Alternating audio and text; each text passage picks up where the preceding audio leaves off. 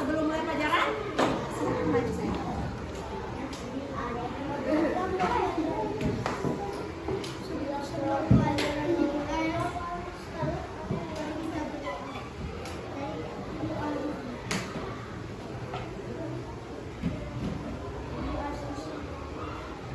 Oke, ada yang mau memimpin untuk menyanyikan lagu Indonesia Raya? Oke, silakan. 1, 2, 3, 4. 1, 2, 3, mulai. Indonesia tanah airku, tanah tumpah darahku. Di sanalah aku berdiri, jadi pandu hidupku. Mari kita dengarkan pelajaran pada hari ini. Sudah siap? Ya. Oke. Nah, sekarang Bu Guru akan menjelaskan tentang tema 5, yaitu pengalamanku. Oke. Ada yang tahu nggak apa manfaat dari kita belajar pengalaman? Tahu. Siapa yang tahu? Agar kita tahu pengalaman. Agar kita tahu pengalaman. Ada lagi? Ada lagi? Tidak ada. Oke. Manfaat kita belajar pengalaman itu agar kita bisa mandiri. Yang kedua, agar kita bisa disiplin. Yang ketiga, agar kita bisa bersikap kreatif dan aktif. Apa yang pertama manfaatnya? Mandiri, disiplin, kreatif, dan aktif. Oke. Kita sekarang akan belajar pengalamanku di rumah. Ada yang tahu apa itu pengalaman? Ada yang tahu apa itu pengalaman? Pengalaman itu adalah sesuatu yang pernah anak-anak alami di rumah. Pengalaman adalah sesuatu yang pernah anak-anak alami di rumah. Contohnya, apa yang anak-anak pernah alami di rumah? Gambarnya apa? Ada yang melihat di gambar apa? Apakah ini pengalaman? Ya. Ya. Pengalamannya apa? Kurang keras. Pengalamannya apa? Iya, betul. Jadi pengalaman dalam gambar ini adalah seorang anak wanita membantu ibunya memasak, sehingga anak wanita ini bisa mengerti caranya memasak. Selanjutnya, nah, ini ada gambar apa?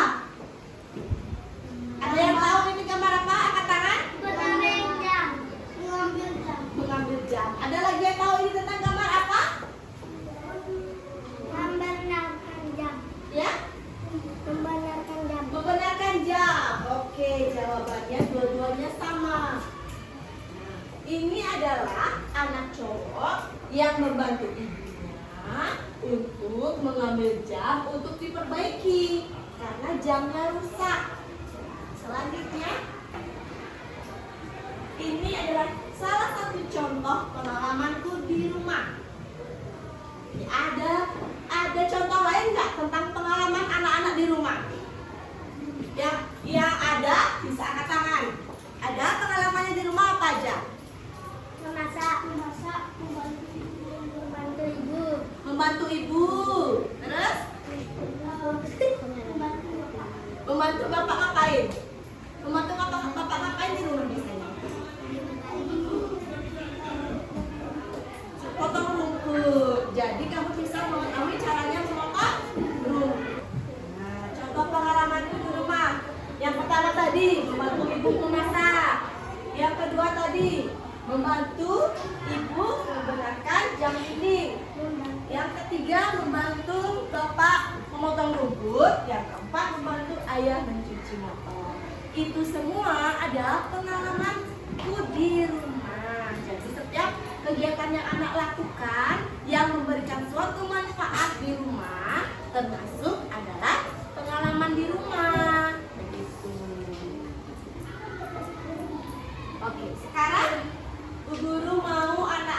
mendengarkan ibu guru berdialog percakapan di depan. Siap? Dengarkan dengan bersama ya. Karena habis ini ibu guru akan mengajukan sebuah pertanyaan dan anak-anak harus jawab ya. Ibu, Beni, coba lihat jam dinding di rumah nak. Nah, ini namanya Beni. Ini adalah Beni. Ini adalah ibu. Beni menjawab, iya sudah paham dengan isi ceritanya? Isi ceritanya apa sih, ada yang tahu? Ya? Ibu dan Beni. Ibu dan Beni ngapain? Mengambil jam. Kenapa mengambil jam? Jamnya rusak dan baterainya habis. Sekarang Bu Guru mau anak-anak mengambil bukunya dan menjawab pertanyaan di samping. Sudahkah anak-anak mendengar percakapan di samping yang tadi? Sudah. Bu Guru mau anak-anak menuliskan sebuah pertanyaan yang berisikan kata bagaimana, mengapa, kapan, dan di mana tentang isi percakapan tersebut. Ya.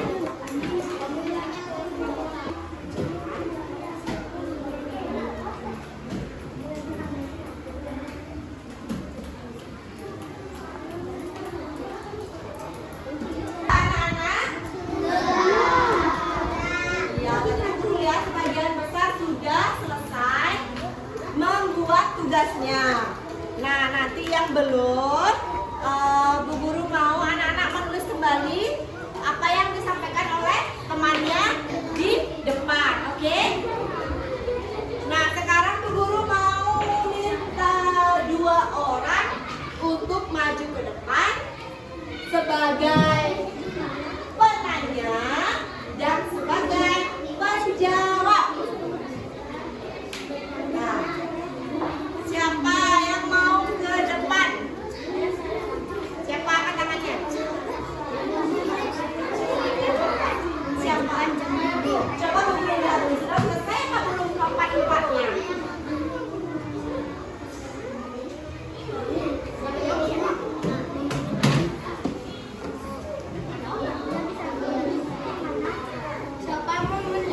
Siapa yang mau menjawab, menemani? Ayo, Aga. Siapa? Alina. Ayo Alina, maju dan Aga.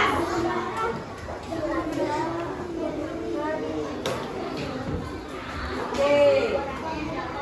Agas sebagai penanya, Arjuna sebagai penjawab.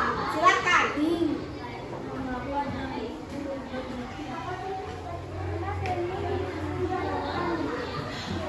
Kurang keras, Bu Guru, kurang keras. Ulang sekali lagi. Keras ya. Anak-anak memperhatikan ya. Mengapa jam itu berhenti? Karena Beni menjatuhkan.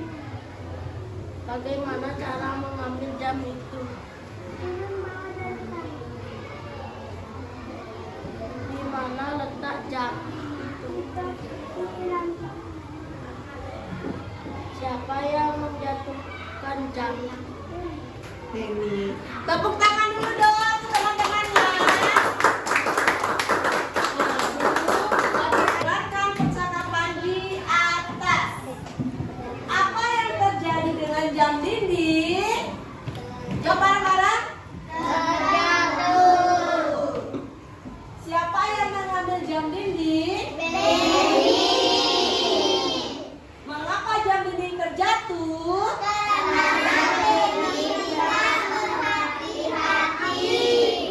Bagaimana cara mengambil jam dinding? Menggunakan tangga. Beni telah tepuk tangan.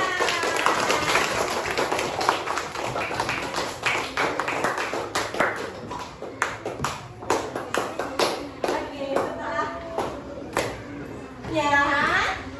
setelah anak-anak menjawab pertanyaan yang Bu Guru kasih, kurang lebih pertanyaannya sama dengan pertanyaan yang anak-anak buat.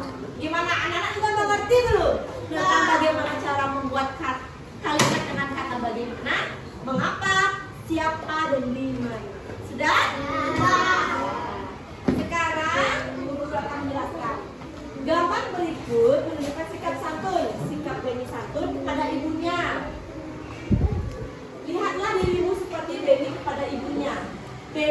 menggunakan bahasa yang santun dalam meminta maaf. Nah, ini adalah Benny meminta maaf kepada ibunya karena telah menjatuhkan jam. Mari kita baca. Maafkan Benny ya Bu, Benny sudah menjatuhkan jam dinding. Jam dindingnya di rumah menjadi rusak. Iya nak, tidak apa-apa. Ibu sangat berterima kasih karena kamu sudah menolong ibu. Lain kali hati-hati, kamu tidak perlu tergesa-gesa. Nah, percakapan ini adalah contoh cara meminta maaf yang santun kepada ibu. Jadi nggak perlu, Bu, jamnya jatuh, maafin ya. Nah, kayak gitu caranya. Jadi anak-anak harus bersikap santun pada orang yang lebih tua, apalagi itu orang tua kita. Mengerti? Mengerti.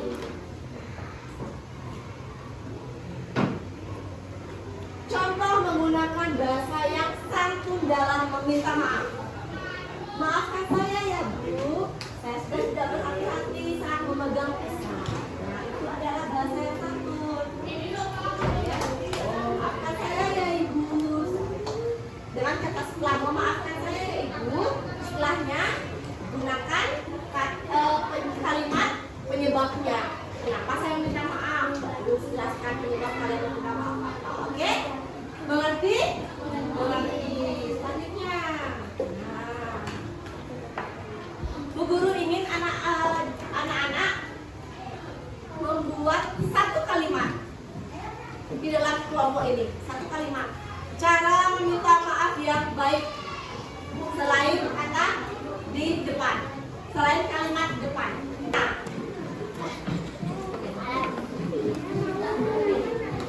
Fania, silakan. Bagaimana Fania meminta maaf yang sopan dan santun? Maafkan saya Ibu telah menjatuhkan gelas dan piring Ibu. Piring. Iya nak, tidak apa-apa. Tapi Fania harus berhati-hati dalam memegang gelas dan piring. Tepuk tangan untuk Fania.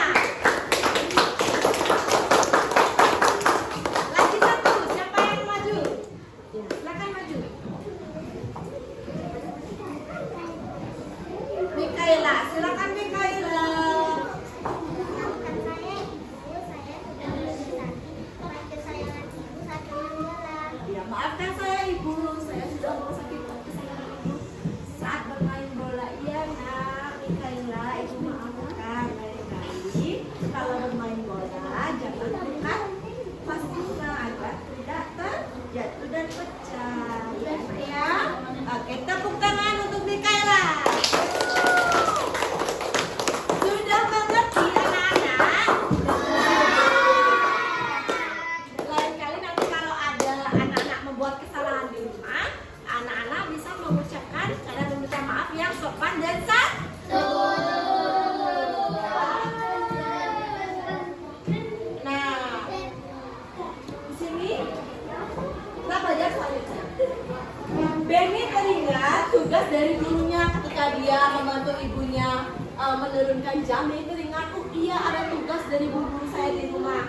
Tugasnya mengukur panjang benda yang ada di rumah. Oke, ada yang tahu nggak? Ini alat apa? Penggaris. Sudah bawa penggaris dalam kotak pensilnya? Kalau kalian nggak ada bawa penggaris, bisa pinjam temannya ya. Kan sudah dalam bentuk kelompok nih. Anak-anak bisa pinjam teman. Bu Guru punya penggaris.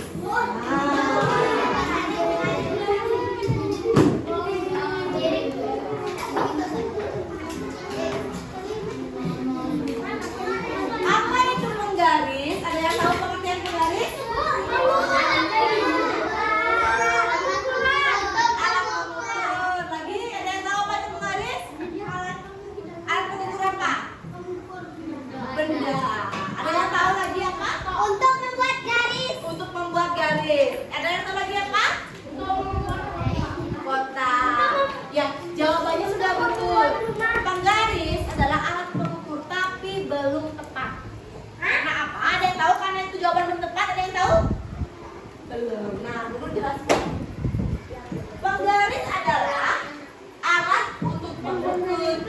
ukuran pokok berupa panjang, lebar, dan tebal suatu benda.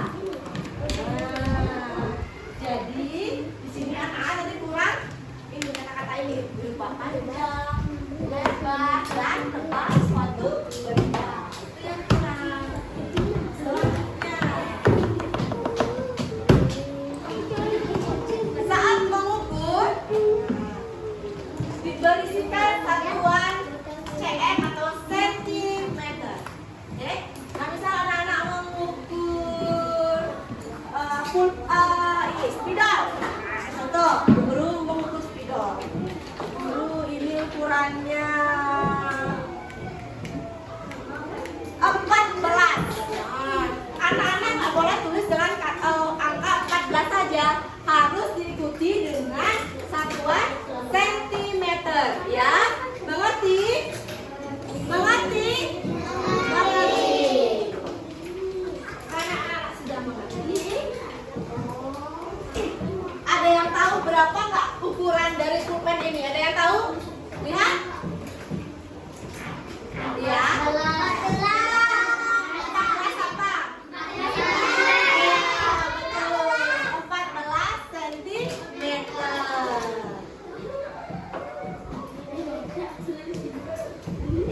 Benda apa saja yang dapat diukur dengan penggaris? Ada yang tahu angkat tangannya? Angkat tangannya. Pulpen. Lagi? Pensil. Lagi? Botol. Lagi? Pulpen. Lagi? Botol pensil. Meja. Sebentar. Meja apakah bisa diukur dengan penggaris? Tidak. Karena apa? Karena terlalu panjang. Buku, kotak pensil. Lagi? Pensil warna. Ya, pensil warna. Oke. Terima Krayon. kasih. Kotak pensil. Krayon. Nah, jadi benda yang dapat diukur dengan penggaris itu adalah buku, kotak pensil, penghapus, pulpen, botol minum. Oke?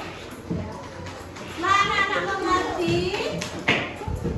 Nah, ada yang tahu nggak bagaimana cara menggunakan penggaris? Siapa yang tahu? Siapa yang tahu? Mania? Gimana cara menggunakan penggaris? Caranya?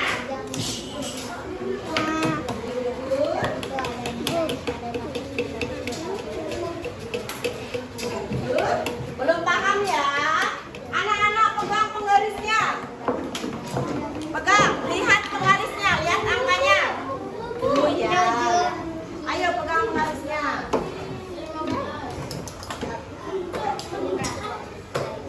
Pegang benda yang ingin diukur. Buku contohnya, pegang bukunya. Ya, gunting boleh. Hadapkan penggaris pada sisi 0. Mana sisi 0-nya? Mana 0? 0. Mana 0? Sisi 0 ini berada pada ujung pulpen. Ujung pulpen. Sisi 0 pada berada ujung pulpen. Sudah? Di mana-mana. Di sisi 0 ada pada ujung sini. Sisi 0 ada pada ujung sini ya. Sudah sisi 0 pada ujung depan. Setelah sudah, sejajarkan dengan benda yang anak-anak ingin ukur. Lalu anak-anak lihat angka belakangnya. Siapa? Mana sudah? Berapa sentimeter? 14 sentimeter. Coba lihat pasangannya. 15 cm. Ya, belum nanti digunakan nilai lagi ya. Oke.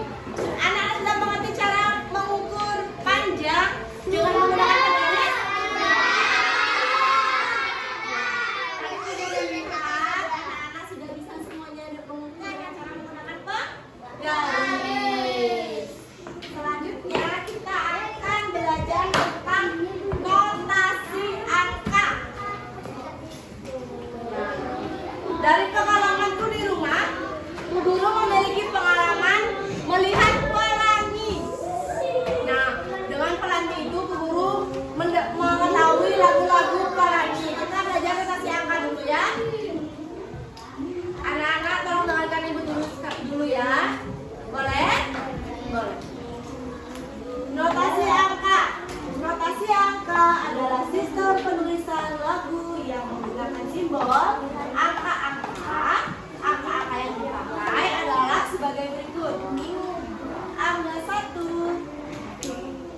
disebut do, angka 2 disebut d, angka 3 disebut mi, angka 4 disebut fa, angka 5 disebut sol, angka 6 disebut la, angka 7 disebut si. Jadi nadanya itu seperti ini. Do, re, mi, fa, sol, la, si, do. Bisa? Coba ya. 1, 2, 3. Do, re, mi, fa, sol, la, si, do. Angka 0 sebagai tanda diam atau istirahat. Dalam perkembangannya, notasi angka berefek karena halo, bisa dengarkan ibu dulu? Dalam perkembangannya, notasi angka kurang efektif karena tidak memiliki patokan tinggi daya kata. Notasi angka lebih cocok digunakan dalam pembelajaran vokal atau menyanyi. Oke, kita peregangan dulu. Kita akan bernyanyi pelangi-pelangi ya, anak-anak. Sekarang kita akan peregangan dahulu dengan menyanyi lagu pelangi-pelangi. Mari kita bernyanyi. Oh, kedengaran. Nah, bentar ya.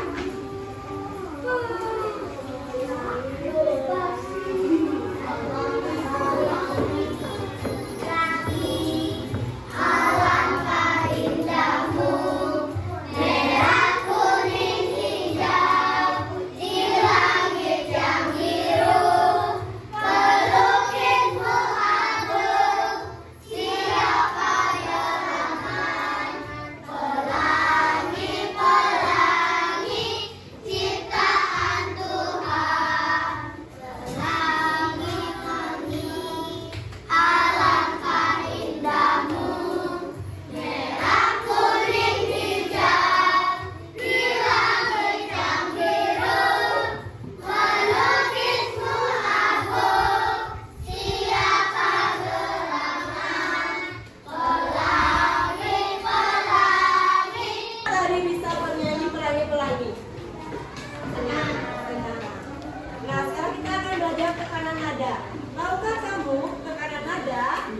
Tekanan nada adalah tekanan nada pada lagu ada dua, yaitu nada kuat dan nada lemah.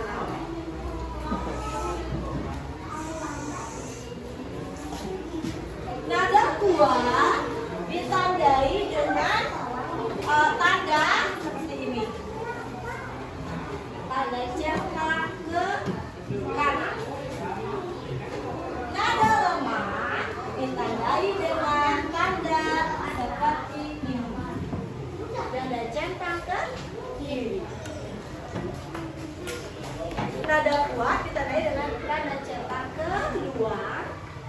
Nada lemah ditandai dengan nada centang ke dalam. Ini nada apa? Kuat. Ini nada lemah. Aku akan ajarkan bagaimana cara menunjukkan nada kuat dan lemah. Jadi kan ada lagunya seperti ini. Pelangi, pelangi. Nadanya kan tinggi. Dia kan kuat tuh, nadanya tinggi. Kita berusaha untuk mengeluarkan nada tinggi. Artinya itu nada kuat. Nada kuat. Pelangi, pelangi. Nah, itu nadanya kan kuat. Sekarang alangkah indahmu. Itu nada apa? Ada yang tahu? Nada lemah. Kita tak kasih tanda. Merah, kuning, hijau. Itu nada kuat. Di langit yang biru. Nada? Pelukismu agung. Nada? Kuat. Nah, sekarang anak-anak menuliskan nada-nada selanjutnya dari lagu pelangi-pelangi. Nggak usah, diskusikan aja dengan teman sebangku. Ini tanda tangan yang belum Nah, iya, kasih ya. Belum. Diskusikan dengan sama sebakunya terkait nada yang ada pada bait lagunya ya.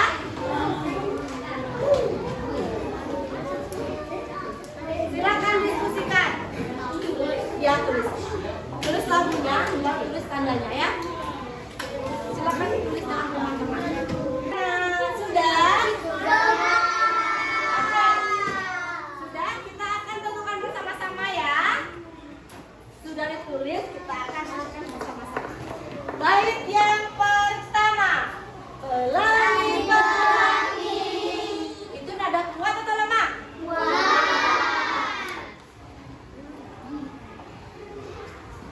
Alangkah indahmu, lemah. Merah kuning hijau di langit yang biru. Pelukismu agung, siapa gerangan? Pelangi-pelangi, ciptaan Tuhan. Oke, tepuk tangannya.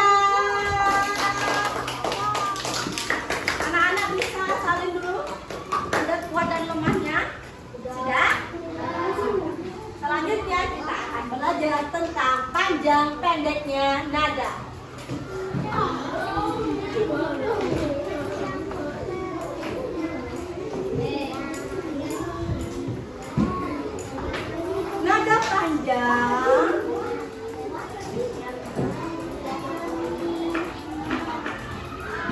Nada panjang itu disimbolkan dengan nada yang panjang. Nada pendek disimbolkan dengan nada yang diucapkan cepat. Oke, contohnya yang biru ini adalah nada pendek karena diucapkan dengan cepat. Nada ini adalah nada panjang karena diucapkan panjang. Oke? Guru contohkan ya. Pelangi-pelangi itu adalah nada panjang. Pelangi-pelangi itu adalah nada pendek. Sekarang alangkah indahmu. A-nya itu nada panjang. Alangkah indahmu. Langkah indahmu ini adalah nada pendek. Merah kuning hijau. Ya, merah kuning nya itu adalah nada pendek. Hijaunya nada panjang. Nada panjang karena dia panjang. Merah kuning hijau, hijau panjang. Di langit yang biru, birunya kan panjang. Jadi birunya nada panjang, di langit yang nada pendek. Pelukismu agung, agungnya panjang, pelukismu pendek. Siapa gerangan? Siapa gerak? Cepat. Namanya panjang, siapanya pendek. Pelangi-pelangi, ciptaan Tuhan. Pelangi-pelanginya panjang, Tuhannya pendek. Nah, setelah anak-anak sudah mengerti? Sudah. Karena sudah mengerti, karena sudah jam, anak-anak nanti mencoba lagu lain di rumah untuk menentukan panjang pendeknya nada. Oke?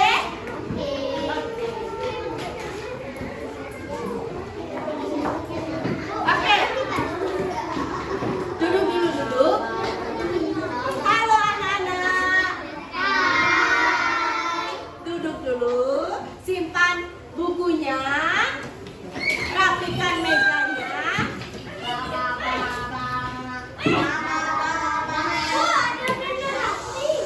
Ya, masukkan ya.